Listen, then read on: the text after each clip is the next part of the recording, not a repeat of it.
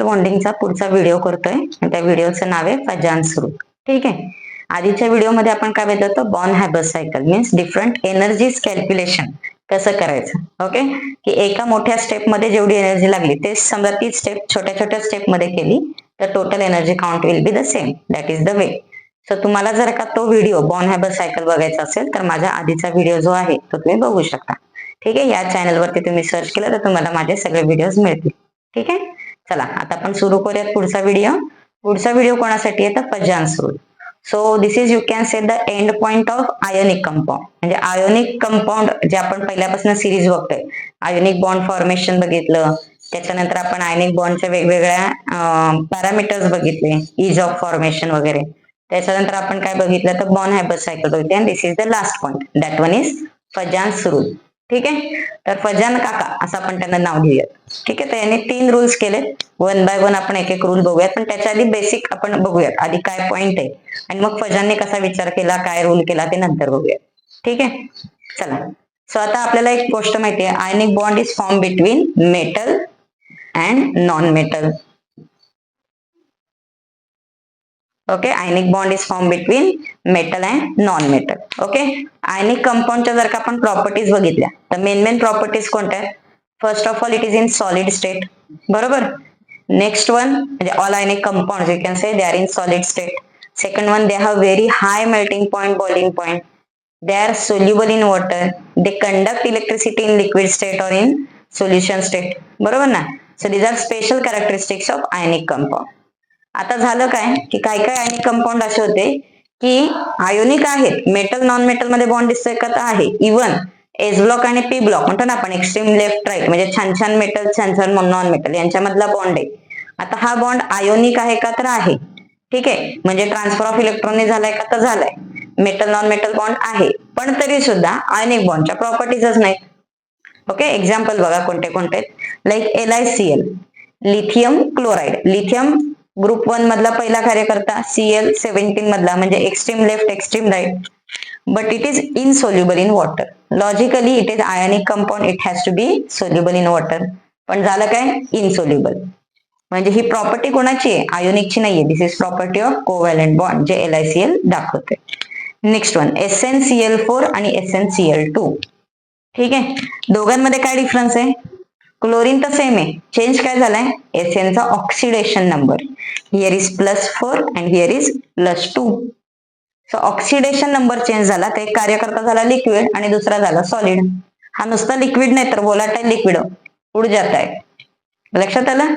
So why the oxidation number changes the properties, that is explained by obviously Fajans rule. कळलं.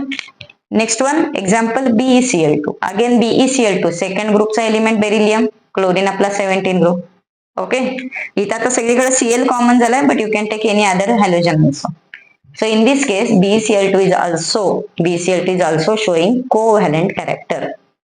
Ideally all these elements are ionic but they are showing covalent character. So what we can say, no bond is 100% ionic or 100% covalent. लक्षात आलं. म्हणजे आता आपण ionic मध्ये बघतोय, हाच प्रकार कोव्हॅलंट मध्ये परत बघायचा आहे.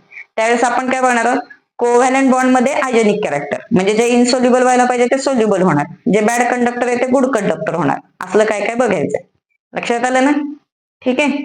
So what we are going to see today, we are going to see no bond is 100% ionic. म्हणजे त्याच्यामध्ये काय झालंय, covalent character आले. So what we are going to see, covalent character in ionic bond. Okay. So what this Fajans rule give us? Fajans rule give us a set of rules.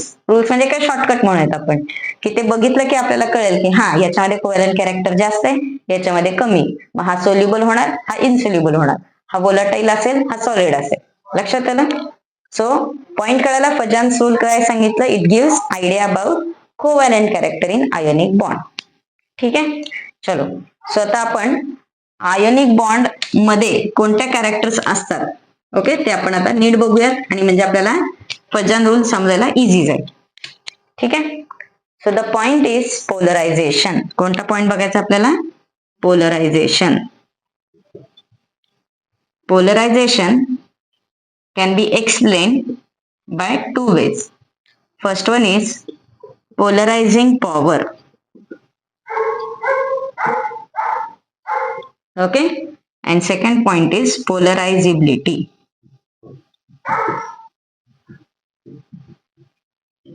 Polarising power and polarizability. अब ये क्या चीज आहे ते आपण आधी बघूया. So त्याच्यासाठी परत आपल्याला जावं लागेल कुठं, आयोनिक बॉन्ड आणि कोव्हॅलंट बॉन्ड मध्ये. ठीक आहे, आपण काय सांगतो आता, आयोनिक मध्ये कोव्हॅलंट कॅरेक्टर, कळतं, आयोनिक बॉन्ड मध्ये कोव्हॅलंट कॅरेक्टर आलं कसं. तर आधी कोव्हॅलंट कॅरेक्टर असतं काय ते तरी बघूया, म्हणजे ते कसं आलं ते कळेल, बरोबर ना. चलो, so let us see. So suppose A and B have ionic bond. Ionic bond म्हणजे काय असतं, ए कडे पॉझिटिव्ह चार्ज, बी कडे निगेटिव्ह चार्ज. और you can say A and B can also have covalent bond. आता काय कोण metal non metal माहित नाही, A B can be anything. So either they will have ionic bond or they will have covalent bond. Okay. Now you tell me how ionic bond is formed. What is the answer? Transfer of electron. तुम्हाला आठवत असेल तर मी अगदी पहिल्या video मध्ये सांगितलं होतं ट्रान्सफरचा मिनिंग. आता परत एकदा रिवाइज करूया. सपोज तुमच्या वडिलांची ट्रान्सफर झाली पुण्यामधून मुंबईला, तर there are two ways. First of all bag pack करायची, सगळं सामान घ्यायचं आणि मुंबईला शिफ्ट व्हायचं. तिथे एक रूम घ्यायची, तिथं राहायचं, बरोबर आहे. म्हणजे ए पुण्यातनं मुंबईला जाऊन राहिले, पुण्याच्या घरातनं उठले आणि मुंबईच्या घरामध्ये जाऊन राहिले, कळाले. म्हणजे मध्ये रस्त्यात दिसणार का ते, नाही दिसणार, बरोबर. But another way he will do daily up down. ठीक आहे, हेक्टिक आहे पण पॉसिबल आहे, आपल्याला काय स्टोरीज बनवायचे. Okay, so if someone is up down, if it is doing up down Pune Mumbai सारखा अपडाऊन करतोय, तर आपल्याला ते कुठं दिसणार आहे, रोडवरती. लक्षात येते, difference कळतोय. So what does it mean? Now come back to our ionic bond and covalent bond. If you zoom this molecule at the center, दोघांचा सेंटर पॉइंट बघितला तर काय दिसतं, तर आयोनिक बॉन्डच्या सेंटरला काहीही दिसत नाही. म्हणजे काय, आयोनिक बॉन्ड मध्ये इलेक्ट्रॉन एका घरात उठून त्या घरात गेले, तर मध्ये कोणीच नाहीये. लक्षात आलं ना, there is only force of attraction, आणि ते एका प्रॉपर डिस्टन्स पाशी येऊन बसले, ते एकमेकांना चिकटलेले नाहीयेत. Are you getting? So A and B, ideally there is nothing at the center. Okay, but if you observe covalent bond, in case of covalent bond, what is this bond? He line काढली म्हणजे काय, तर ह्याच्या आतमध्ये कोण आहेत, दोन electron आहेत. One bond means two electron. So A आणि बी मध्ये कोण आहेत, electron. Is it okay? So काय म्हणता येईल, in case of ionic bond there is nothing at the center, and in case of covalent bond there are two electrons, or you can say electron cloud is present at the center. Are you getting? याच्या सेंटरला कुछ भी नाही, याच्या सेंटरला सब कुछ है. Is it okay? Point समजला? ठीक आहे, याला म्हणायचं कॅरेक्टर. म्हणजे ionic bond should be like this and covalent bond should be like this. आता झाले उलटच, आयोनिक बॉन्डच्या बॉक्स मध्ये काहीच दिसलं नाही पाहिजे, तर तिथे दिसणार आहेत आता इलेक्ट्रॉन, कोव्हॅलंट सारखे, कळलं ना. आणि कोव्हॅलंट बॉन्ड मध्ये इलेक्ट्रॉन सेंटरला दिसायला पाहिजे, तर ते गेलेत एका बाजूला. म्हणजे काय झालं, तो जो बॉक्स फुल भरलेला दिसायला पाहिजे तो आता थोडासा एम्प्टी दिसायला लागला. लक्षात आलं? So this is covalent bond, covalent character in ionic bond, and this one is ionic character in covalent bond. Difference कळाला? ठीक आहे, तर आपल्याला आज कोणतं बघायचंय, covalent character in ionic bond. So let us forget about this second point, this will see later on. ठीक आहे, चला तर आता हा पॉइंट सुरू करूयात. तर हे जे काय प्रकरण झालंय त्याला म्हणायचं पोलरायझेशन. कळलं? आता झालं काय बघा, हे असलं मध्ये मध्ये इलेक्ट्रॉन आले कुठनं, हाही मोठा प्रश्न आहे ना. चलो, so A is a cation, B is anion, बरोबर. A is form by losing electron, B is form by accepting electron. तर ए कॅटायन आहे, त्याचा साईज छोटा आहे, त्याच्याकडे चार्ज कोणता आहे, प्लस. प्लस चार्ज आहे, ए कडे प्लस चार्ज आहे, म्हणजे कुठे, एच्या न्यूक्लियस मध्ये नंबर ऑफ प्रोटॉन जास्त आहे. हे नीट समजून घ्या. आपल्याकडे शेवटी कोण आहे, सगळ्या काय म्हणतात ना त्याला, डोकं कुठलं चालतं, ऍटमचं डोकं म्हणजे काय, न्यूक्लियस. तर सगळ्या न्यूक्लियस जागच्या हलणार आहेत, कळलं ना. बी कडे निगेटिव्ह चार्ज आहे, कॅटायन अनायन, अनायनचा साईज मोठा असतो, बी कडे निगेटिव्ह चार्ज आहे. व्हॉट डज इट मीन, बी कडच्या प्रोटॉन्सचा नंबर कमी आहे, and the charge is negative. This negative is not at the center, this negative is, you can say it is present on this periphery. या सगळीकडे कोणता चार्ज आहे, negative. सेंटरला सगळ्यांच्या कोण असतं, पॉझिटिव्हच. लक्षात आलं? तर आता झालं काय, हा याच्याकडे पॉझिटिव्ह चार्ज आहे, positive negative force of attraction, आणि निगेटिव्ह चार्ज कुठे आहे? या इलेक्ट्रॉन्स पाशी.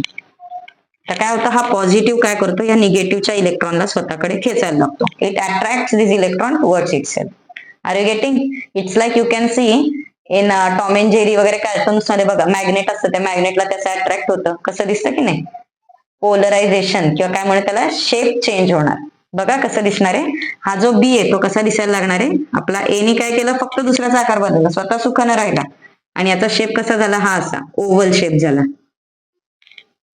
बरोबर आहे. इथं काय झालं, सगळे इलेक्ट्रॉन इकडे अक्युमुलेट झाले आणि पॉझिटिव्ह चार्ज थोडासा मागे गेला.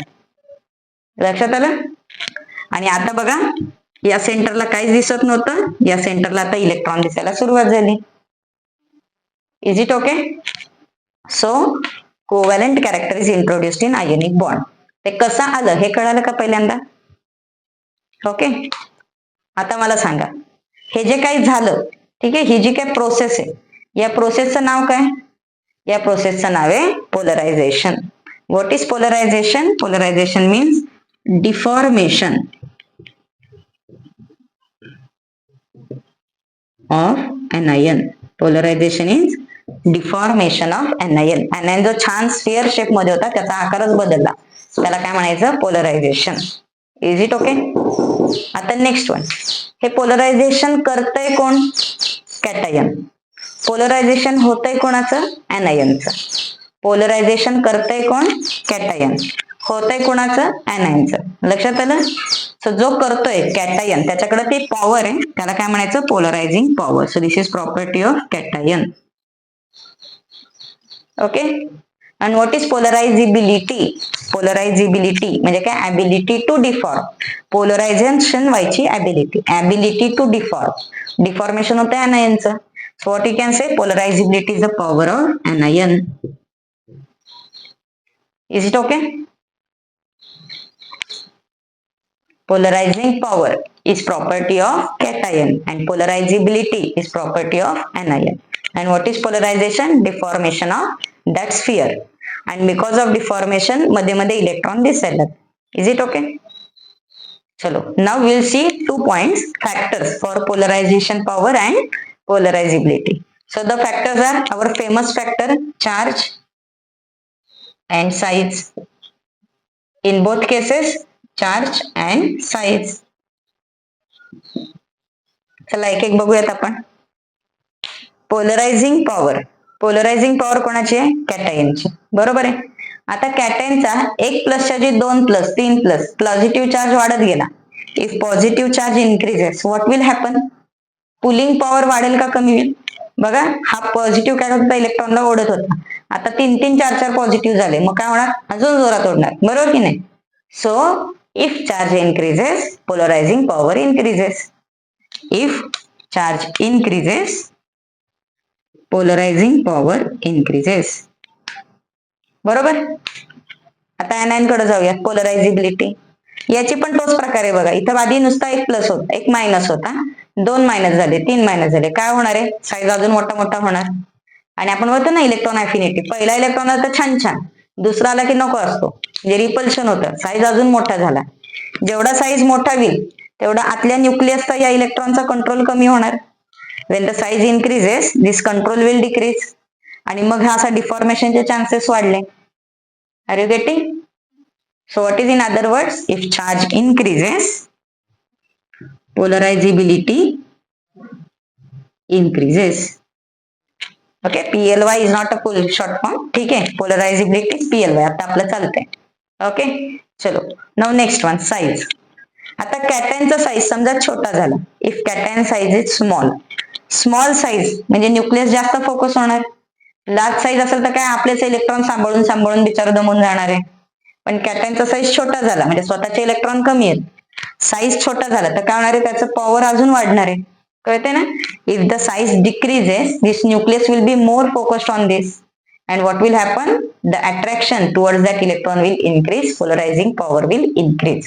So what you can say? As charge decreases, size जेवढी छोटी तेवढा polarizing power जास्त. कळलं? नेक्स्ट वन, anion मध्ये जाऊयात. anion आत्ताच आपण बघितलं होतं, आठवतंय का? साईज वाढला, साईज वाढला तर पोलरायझिबिलिटी म्हणजे डिफॉर्मेशनचे चान्सेस वाढले, बरोबर की नाही. So if size of anion increases, polarizability increases. बघा डिफरन्स नीट समजून घ्या. In polarizing power small size, in polarizability large size. In polarizing power charge is high, in polarizability also charge is high. कळलं. So दोन्ही हाय हाय, हाय low और low हाय. समजलं. Okay. बरं, एक महत्वाचा प्रश्न परत एकदा, हे काय पोलरायझिंग पॉवर, पोलरायझिबिलिटी, पोलरायझेशन काय असेल ते असेल, हे इन्क्रीज झालं तर होणार काय. सपोज ओव्हरऑल दिस प्रोसेस इन्क्रीजेस, म्हणजे हे सगळं वाढलं तर काय होणार आहे, आपलं डिफॉर्मेशन वाढणार. डिफॉर्मेशन वाढतं म्हणजे कोणतं कॅरेक्टर येणार, कोव्हॅलेंट. लक्षात येते. म्हणजे suppose if a cation have more polarizing power, if a cation have more polarizing power, it will have more covalent character. Is it okay? कॅटॅनची पोलरायझिंग पॉवर वाढली तर तो डिफॉर्मेशन छान करणार. डिफॉर्मेशन झालं म्हणजे कोव्हॅलेंट कॅरेक्टर आलं. लक्षात आलं. Okay. Same way polarizability, if anion have more polarizability, polarizability वाढली तरी पोलरायझेशन वाढतच आहे. पोलरायझेशन वाढतं म्हणजेच काय, कोव्हॅलेंट कॅरेक्टर वाढलं. So what is the logic, whenever you are seeing polarization in cation anion, there is increase in covalent character in ionic bond. Point समजला. लक्षात आलं सगळ्यांच्या. Polarization, polarizability. If you understand these two points properly, then we can go for Fajans rule. Fajan काकांनी काय काम केलंय बघा, हे जे आपण लिहिले ना आता, हा शोध कोणी लावलाय, आता जे काय काम केलंय हे आपण केलंय ना. स्मॉल चार्ज पाहिजे, असा चार्ज पाहिजे, तसा साईज पाहिजे, असा anion पाहिजे, तसा कॅटॅन पाहिजे, हे आपण बघितलंय ना. आता हेच आपल्याला काय करायचंय, रूल मध्ये लिहायचं आणि नाव द्यायचं फजान्स रूल. लक्षात आलं. सो असं काम करायचं असतं. चलो, सो लेट स्टार्ट. मला सांगा परत एकदा, पोलरायझेशन वाढलं की कोण वाढतंय, कोव्हॅलेंट कॅरेक्टर. कोव्हॅलेंट कॅरेक्टर साठी कॅटायन कसा पाहिजे, स्मॉल पाहिजे. anion कसा पाहिजे, लार्ज पाहिजे. आणि चार्ज दोघांमध्ये कसा पाहिजे, लार्ज. लक्षात आलं. चलो, so let us see Fajans rule. Finally will come to the main part of our story, or you can say of this video. What is that part? Fajans rule. So Fajan have given 3 rules to understand covalent character in ionic bond. So what is the first rule? First rule is smaller the cation, larger the anion, more covalent compound is. अरे covalent खाऊन टाकला word. More covalent compound is, or more covalent compound will be formed. Okay. Next one. Second rule काय, second rule काय, as charge on cation or anion. Okay, this one is an or. And a charge on cation or anion increases, covalent character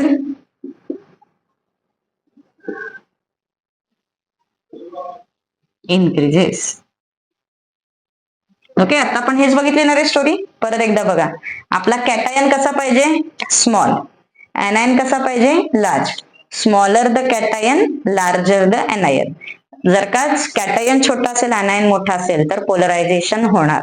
polarisation झालं म्हणजेच ionic bond मध्ये covalent character आलं. लक्षात आलं ना. So please understand this sentence carefully. Okay. Next one, charges वाढले. Charges वाढले की काय होणार आहे, अट्रॅक्शन वाढणार. अट्रॅक्शन वाढतं म्हणजे परत पोलरायझेशन वाढणार. पोलरायझेशन वाढलं म्हणजे कोव्हॅलेंट कॅरेक्टर वाढलं. समजलं. अँड लास्ट रूल जो आपण आता बघितला नव्हता, आता बघूयात आपण last rule. Cation having pseudo inert gas configuration, cation having pseudo inert gas configuration have more polarizing power than cation having inert gas configuration. Okay, so let's see this third rule. जरा भला मोठा sentence झालाय. Before that, पहिले दोन rules कळालेत ना? In both these two rules, what we have seen, because of small size, large charge, what happens? Cation and anion. Cation and anion have increased polarization. And polarization increases covalent character. Okay. Now, last rule. Cation having pseudo inert gas configuration. Okay, pseudo inert gas म्हणजे कोणतं? NH2, NP6, ND10 असले जे cation असतात त्यांचा size छोटा असतो आणि त्या केसमध्ये काय होणार आहे, त्यांच्यामधली पोलरायझिंग पॉवर जास्त as compare to cation having pseudo normal inert gas configuration. लक्षात आलं? जे एक्झाम्पल बघूयात आपण. CuCl2 and MgCl2. CuCl2, MgCl2. Now in this case, copper have pseudo inert gas configuration and Mg have inert gas configuration. So this molecule will be more covalent as compared to Mg. समजलं? So these are the set of rules of Pajan. पहिल्यापासून करूया. Smaller the cation, larger the anion. More covalent. Next one, charge increases, covalent character increases. Third rule, pseudo inert gas configuration more covalent than inert gas configuration. Okay, shortcut मध्ये काय म्हणणार आहे? D block is more covalent than S block. लक्षात येईल? Done. So this is about Pajan's rule. So let us solve some examples on this. Once again, Pajan's rule कळतोय म्हणजे नक्की काय कळतंय आपल्याला? Covalent character. कोव्हॅलंट कॅरेक्टर आणि ionic character. Covalent bond, ionic bond opposite आहे. म्हणजे बघा एक example. Suppose if we see solubility, what we say? Ionic compounds are soluble in water while covalent compounds are insoluble in water. Ionic compounds are soluble in water and covalent compounds are insoluble in water. बरोबर. मग आता आपल्याला काय सांगता येईल की ज्या ionic compound मध्ये कोव्हॅलंट कॅरेक्टर आले, the compounds which are already ionic but they have covalent character will have less solubility in water. त्यांची solubility कमी होणार. एक्झाम्पल बघूयात आपण म्हणजे लक्षात येईल. एक्झाम्पल विल टेक LiCl म्हणजे group number 1,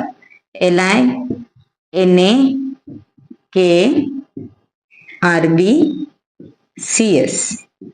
Okay, arrange them in increasing order of solubility in water. Okay, so now see here, काय काय बघायचं आपल्याला पहिल्यांदा. Pajan's rule, smaller the cation, larger the anion, then charge and then configuration. So now all these elements, anion तर same आहे त्याला सोडून द्या. कॅटायन कोण आहे आपला इथं सगळीकडे? ग्रुप 1. ग्रुप 1 म्हणजे इनर्ट गॅस. तर रूल नंबर 3 गायब झाला. रूल नंबर 2 काय आहे? चार्जेस. त्या सगळ्यांचे चार्जेस सेम आहेत, +1 -1 +1 -1 म्हणजे सगळे कॅटायनचे चार्ज +1 सोडून द्या. आपला पहिला रूल काय? Size. So what you can see here, as you go from Li to Cs, the size is increasing. आपण काय म्हणलंय? Smaller the cation, more polarization. Smaller the cation, more polarization. म्हणजे याचं सगळ्यात जास्त पोलरायझेशन कुठं होणार आहे? LiCl. So if you say polarization, if you arrange these elements in these molecules in polarization, LiCl will be the most polarized. Polarization झालं म्हणजे कोण आलं? Covalent character. So which is more covalent? LiCl. And now what we know? Covalent bonds are less soluble in water. So what you can say? Solubility. Solubility कोणाची जास्त येणार आहे? ज्याचं covalent character कमी आहे म्हणजे solubility will increase like this. और you can say CaCl will have maximum solubility in this series. समजलं कसं सॉल्व्ह करायचंय? ओके, चलो will take one more example. NaCl, MgCl2, AlCl3. Arrange them in increasing order of ionic character. Okay, order कोणती विचारले तेवढं जरा नीट बघून द्यायचं. चला ट्राय करा. काय चेंज झालं इथे? NaMgAl. What is changed? Yes, charge is changed, isn't it? So charge काय झालाय? NaMgAl चार्ज वाढलाय. चार्ज वाढला म्हणजे पोलरायझेशन वाढलं. पोलरायझेशन वाढलं म्हणजे कोव्हॅलेंट कॅरेक्टर वाढलं किंवा आयनिक कॅरेक्टर कमी झालं. So what is this order? Ionic character order will be like this. NaCl will be most ionic in this form. बघा, आपण हेच एक्झाम्पल लॅटिस एनर्जीला बघितलं तर AlCl3 ची लॅटिस एनर्जी मॅक्सिमम, पण NaCl झाला मोस्ट कोव्हॅलेंट. सो प्रत्येक वेळेस काय क्वेश्चन आहे ते नीट बघा आणि मग ट्रेंड लावा. Is it okay? Will take one more example. NaF, NaCl, NaBr, Na. Arrange them in increasing order of covalent character. So simple question. Cation is same. So anion change झाला, anion चा size वाढला, anion चा size वाढलं की covalent character increases. So this is the trend. Na will be maximum covalent. समजला? Okay. So this is about what it can application कळालं. It gives idea about percentage covalent character in ionic bond. त्याच्यावर आपल्याला solubility सांगता येते. Even melting point, boiling point, because ionic bonds have high melting point. आपण मगाशी बघितलं ना, SnCl2, SnCl4. SnCl2 solid होता आणि SnCl4 लिक्विड, volatile लिक्विड झाला. चार्ज वाढला, covalent character आलं. लक्षात आलं की नाही? So now we can explain why this molecule is solid, why this molecule is gas, why it is volatile, why it have high melting point. Okay, according to this Pajan's rule. So that is application of Pajan's rule. आणि obviously application आल्यावर काहीतरी demerit पण पाहिजे, disadvantage पण पाहिजे. आणि disadvantage काय? दिस Pajan rule is only qualitative concept. We cannot give quantitative idea about percentage covalent character.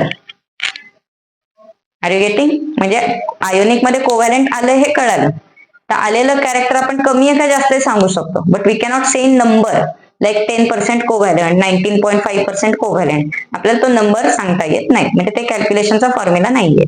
We can only correlate, ह्याच्यापेक्षा ह्याच्यामध्ये जास्त, त्याच्यापेक्षा ह्याच्यामध्ये कमी. लक्षात आलंय? So this is about Pajan's rule.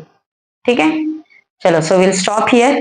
माझ्या आधीचे व्हिडिओज ज्याच्यामध्ये आयनिक बॉन्ड फॉर्मेशन आणि या बाकीची इन्फॉर्मेशन आहे, बॉन्ड हॅबर सायकल, लॅटिस एन्थॅल्पी, ते सगळं आधीच्या व्हिडिओज मध्ये आहे. तर सगळे व्हिडिओज बघा आणि चॅनलला लाईक, शेअर आणि सबस्क्राईब करा. Okay, good bye.